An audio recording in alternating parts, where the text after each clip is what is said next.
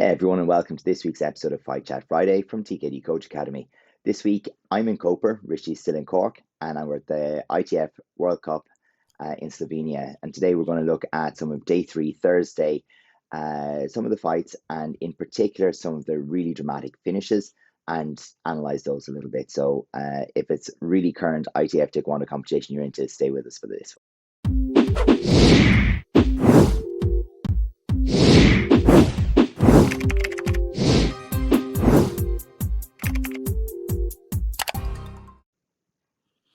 Hey everybody, welcome back to another episode. So we've been crying over this for a long time, live action that we can get stuck into and good live streams and things like that. So it's good to be able to follow along and watch some very high level. I think overall that the standard in the sparring has been quite solid.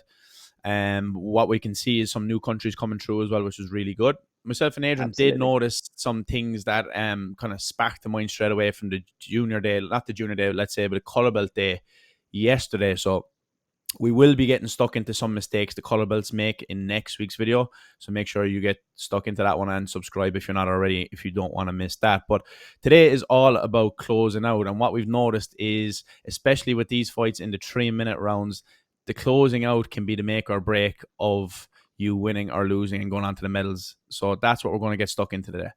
Absolutely. And you know, as you've said, there's been some amazing stuff in the color belt sparring and a really high standard, especially off of the girls. I mean, the standard from the girls has been electric. A lot of blue belts and red belts that would not be out of place in the black belt divisions of the European or World Championship. So, you know, that's something really great to see. But there are absolutely standard color belt mistakes being made everywhere, including our own students. It's a thing that we're seeing. And it's worth highlighting the kind of things that, you know, these are the things that you fix to bring it to the black belt level.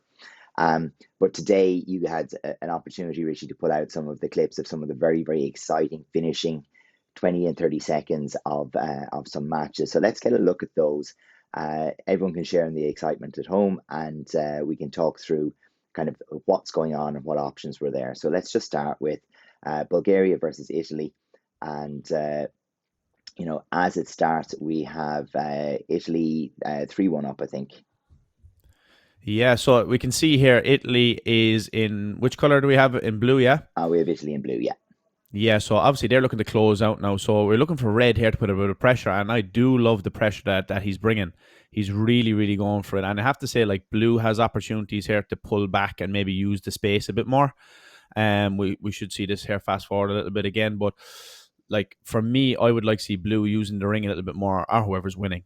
You know, there's times when you need to go for it, and then red ends up flipping it on his side, and he does that, what we wanted from the blue side, a little bit better, and ends up pulling away and getting the result. So that's kind of the gist of what we're looking at today, of how you can do that better, pick better decisions, so it doesn't come flipping around on you in the last maybe 20 seconds. Yeah, and I mean, we see the situation emerge here where there's 20 seconds left, but you really only have a 1-point lead to blue. But he's more content to try and hold it. He's not being proactive. And it gives the opportunity to Bulgaria then to actually put his own stamp on it, take the initiative and go to work. And sometimes that's very much what happens. You look at the scoreboard, 20 seconds to go, I have 4 flags, and you go into a different mindset where the other person is automatically thrown into that mindset of, I want to go get this. And you can see straight away when, you know, Italy realizes, I got to go and do something. He pushes, but it's too late. And the higher value score went to Bulgaria. Yeah, we'll see this coming up later on as well, of like there's moments when you need to go and people leave it too late. Yeah. So here now, I think, is it Italy and Scotland we have? Yeah, Scotland, Declan McAvoy, and in blue, you know, and he's 3-1 down at this point in time. Yeah, so this is good, pushing the pace there. This is more of what we want to see from the person who's down. You know, really pushing the pace, squeezing to the edges, which is a massive part, and then picking the good decisions and the clear, clean shots. And he actually flips it in the end and then pulls off and just takes the win. Yeah, and being aware that he had the warning to spare then as well at the end is quite critical. Because that's where the coach is big, isn't it, Adrian? That's where the coach really has an important role there as well, to know that. And, you know, and he's been careful not to run out of the ring. He's, you know, he's backed up. He's been fighting on his way back. But, you know, the kind of things that we're talking about and talk about all of the time in terms of creating the positive pressure is not chasing. He's not putting one foot in front of the other and running at his opponent. He's closing off his space, like 30 seconds or 20 seconds doesn't seem like a very long time, and it isn't. But if you use it inefficiently, if you don't actually set yourself up for the scores, it's a waste of time anyway. Yeah. So running around the ring after your opponent is an awful use of that time. You might as well try to squeeze them and get the best value out of the time that you possibly can. Yeah, the corners are your friends here when you're the person, when you're the side looking for the shots, isn't it? You don't want to be open play where they can move around and use every inch of the ring. You want them to be right in the corner where there's limited space, and ideally, they don't have a warning to give away either. Absolutely. This one, a very, very interesting one where we have Italy 4-0 up as the match starts. And this one is a real pushback. It's actually a super exciting finish. Yeah, it's a great finish, and that's exactly what we want to see as well in ITF. We want to see finishes like this. But I think a big point on this as well is the stops and the restarts, because they're a big factor, because sometimes they can give you 5-6 seconds off the clock. You see here the clock is still moving, and there's a couple of seconds gone, and then you switch position. So the point that's for everybody here to take note of is, if you're behind, make sure you get in position really quick and you're aware of the clock coming down, Yeah, and call time if necessary. So you don't want to be, if you're losing, you don't want to be the person who's like lazy getting back to your position and walking around the ring. You want to be that person if you're winning, ideally, trying to run down that clock. sure. And leave it to the referee to put manners Yeah, on you. exactly. Yeah. But we can see here, right at the very, very end, even the coach is unsure. It really comes down to that last warning to flip it. But as we start this one, Italy has that strong lead. It's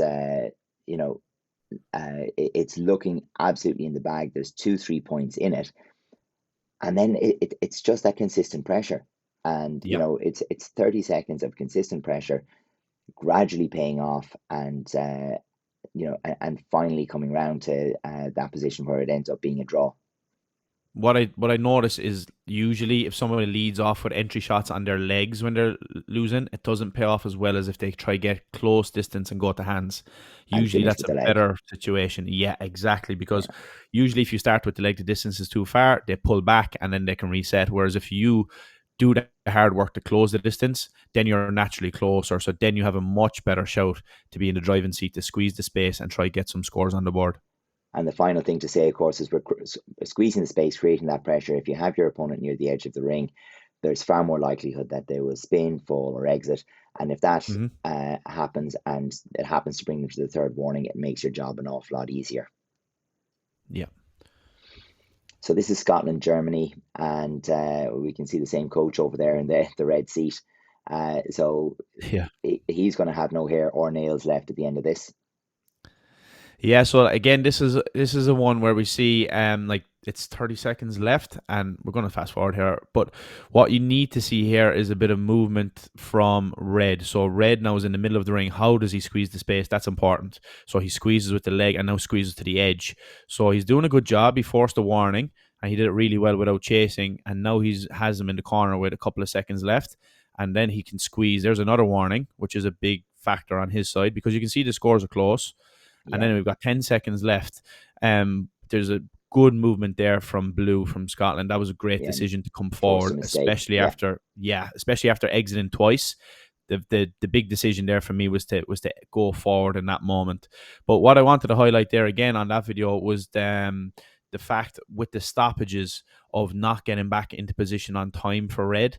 So just biting away at that clock, bit by bit by bit, just taking away the time that you have. So that's important as well, that you're making sure that any stoppages that you're getting in position, trying to get that extra bit if you can, not wasting time. yeah, absolutely. And in that one, I just want to go back to the end. The warning was given and flipped that back to the draw, wasn't Yeah, it? So this was the the error on behalf of Scotland. To the really good decision to come forward, early on from the other corner. But sometimes the decisions are being made too late, and needed to not concede the ground in the first place. Kind of yeah. retreating to the corners too early can cause that kind of a problem. So we Yeah, swap that's a over great here. point, actually. I like that. That's a big highlight there for anybody watching. Don't retreat to the corners too early. So you wait until the pressure is put on you, and if you have to, you do. But try Mhm. to hold. Like, this is a good example from Blue here. They're not Yeah, forcing themselves to the corner. They're trying to make sure they're pressured to the corner. So there's a big difference there from Blue, I think, in this video. yeah, taking his opportunity to push back in whenever possible. So you can be pushed back, but if your opponent's leg drops and you have the opportunity to push back in and reclaim your space, that is so valuable. And just to have that as a habit, it's something that you just do. Um, you know, More often than not, it works in your favor. Yeah, and then you can draw them onto shots like this. And again, Blue walking around the ring, a bit of a celebration, just trying to delay it a bit more. The referee was on the ball, stopped it. But the previous exchange, the referee actually didn't stop time. And I think there Mm. was like 8 seconds that was wasted from the clock just because they weren't back in position on time. So that's another factor as well. Yeah, and again, okay, we can see the lead that Blue has. They can afford to take the few warnings, but I Hmm. still like, rather than backing directly into the corner here just at the end, there's a little bit of threatening, because if Red presses too hard and Blue gets to go the opposite side of the leg, they get the middle of the ring and they have all of the ring to back into Yeah. again. Then so Red has to be careful. I really quite like the ability to go right and left and eventually putting the Hmm. person back onto the front hand back kick. Yeah. Really, Great really example nice. there from Ukraine of what to do when you're in the lead, definitely. So if you're in the driving seat, you should be following that kind of template, let's say. Yeah, for sure. So Romania 3-1 up at the start of this one. I get sorry. Yeah, Romania 3-1 up. Sorry, Romania in red. Hmm. Yeah, so we have 10 seconds left. Very, very close here now. And he's just using the front leg, trying not exit out. But there's still lots of pressure coming from Blue. So that's a big factor there. And that he's pressurizing. And that's just a nice, good squeeze out there. I think he's quite fortunate not to give away any scores there, to be honest. If that was Yeah, me, with that and, last turn and kick. yeah, if that's me in red, I'm moving and I'm using that ring. So that's why I wanted to highlight with this clip. I'd be using that ring, making sure that I'm not getting into any exchanges that I could flip easily. But he's doing a good thing here with 20 seconds to go. He's not giving up space. But then when the opponent comes in on Blue, it's almost like he's staying in the pocket, staying in contact. I would try to Yeah, avoid that as best I can. yeah, and I mean the decision is back in this stage. Where now there's the whole. This is middle of the ring. You can choose where to go, and I think there's even a restart after this. Yeah. And yeah, they're brought back in a little bit, and he can choose to get out of there, and he doesn't. He goes straight into engagement. And I mean, what we'd love to see from here is, can he put the referee between himself and his opponent? Hmm. Can he threaten to go that direction and then maybe go in the opposite one? But by going into that contact, he's ended up backing himself into the corner. He's done quite well to stay in this long, Yeah, he did. but he has brought himself into the corner, and really it comes down to, I think it's Norway in this case. Norway just not putting on the pressure early enough, isn't it? Yeah, exactly. That's the point I was just going to make. That if we go back to the start of this clip, watch Blue. There's a moment there where there's not really any pressure. There's dancing around. There's going back. Like this last couple of seconds, there was a big waste from Norway and Blue. That's where you need to get moving because you can't go Yeah, on your bike and try to get the scores with 10 seconds left. It's and it's the earlier stage, the last 30 is where he needs to make that decision. So that's a very important point. Don't leave it for the last 10, the last 20. You need to be making your decision much earlier. You need to be squeezing, no back steps. and just I'm replaying. I'm replaying. It's just, this is such an unfortunate decision. So it's some could have started earlier, but we have here and Mhm. we have a turning kick to the back, and it's like, oh, you've just run your own clock down. Yep. It's a very unfortunate decision there, and a bit of a straight up tactical error. Yeah, this one is it's good to highlight this if you're winning and winning clearly that the in Blue here from Croatia was able to spin because that takes a lot of time out of the clock. You see the clock is actually still running that whole time. So that's a nice option if you are winning and you're very confident in Mm. your spinning that you're not going to get hit. You can spin and maybe exit spin and maybe fall towards the ground. That's a nice way to maybe take a bit out of the clock. But we see it on the other side then as well that the pressure keeps coming back from the other side, which is great. That's what you want. You want pressure, pressure, pressure. Go for it. You have absolutely nothing to lose. You're already losing, so you might as well lose 4-0 as to lose 1-0. Yeah. Does this one come back to? Oh no, it comes back to 3-1 for Ukraine. But Yeah. you know, again, we see it again and again. The principles are very, very much the same. You have to be like so able to read the board, trusting your coach if that's what that takes, or be able to read the board in your own sense, and almost be able to form a good mental picture of the game state, and then trust yourself that your mental picture is correct. Because what difference does that warning make? What difference does that score make? You have to be able to get the information in and act appropriately immediately afterwards. Otherwise, it's just, okay, look what we do. We'll fight to the very, very end and see how the cards fall in the end. So it actually ended up flipping on the other side then from Yeah, where it originally was. So I would be looking maybe to avoid, if it's 2-1 like it was, I'd be looking to avoid that spinning technique from blue and try play a safer game. Use the ring. That's the big thing. If you're ahead, use the ring, use the space, but don't use it unless there's pressure put on you. So don't give them any leeway. yeah. Let's say that's not unnecessary. And then on the flip side, you need to gradually squeeze but not chase, and then eventually try to get the hands and try set up shots from there. You're going to be throwing shots in bunches, twos, threes, and even fours, and try to rack up those warnings in a very quick space. And again, when we're talking about closing out, like some people are natural pressure fighters. They want to fight in the front foot and create Mm-hmm. pressure. And if they then find themselves in a lead with 20 or 30 seconds left and try to go on the back foot, it's just not fighting their natural game. They'd be as well off keeping a little bit of forward pressure, at least putting up the fence with the front leg. If your opponent's having trouble to get through your front leg in the first place, why change to by taking your front leg away and going circling? No, Yeah. put that back between you and your opponent and make them work for that. Yeah, an important lesson there for anybody who is watching this and you're not familiar with this situation is put yourself in the situation in training, because maybe you're very, very good at moving, avoiding, countering. And like Adrian said, you're not very good at the pressure part. So you do need to be able to use both of those, because 90% of fights, I would say, at the top level at least, will come down to this situation. It's very rare that somebody is very, very dominant, that they Yeah, have the match won very early, especially with the short rounds we have in ITF. absolutely. Absolutely.